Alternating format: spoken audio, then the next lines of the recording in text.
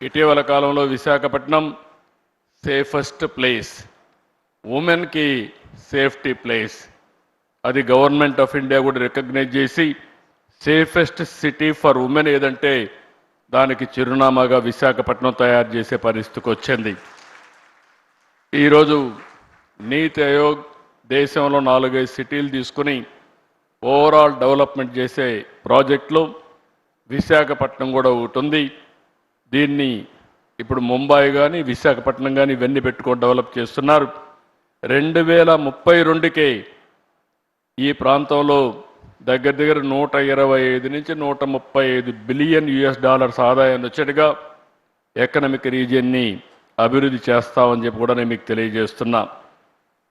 ఈరోజు ఇంకొక పక్కన మీరు చూస్తే ఇక్కడ డేటా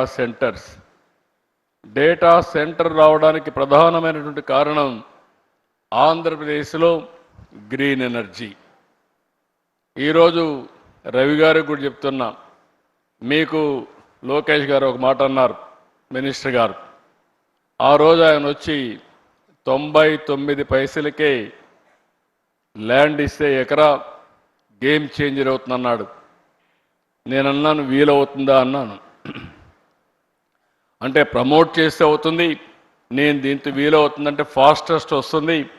దానికి ఎగ్జాంపుల్ నరేంద్ర మోడీ గారు కారు విషయంలో వచ్చినప్పుడు ఆయన 99 పైసలకే ల్యాండ్ టాటాకి ఇచ్చాడు.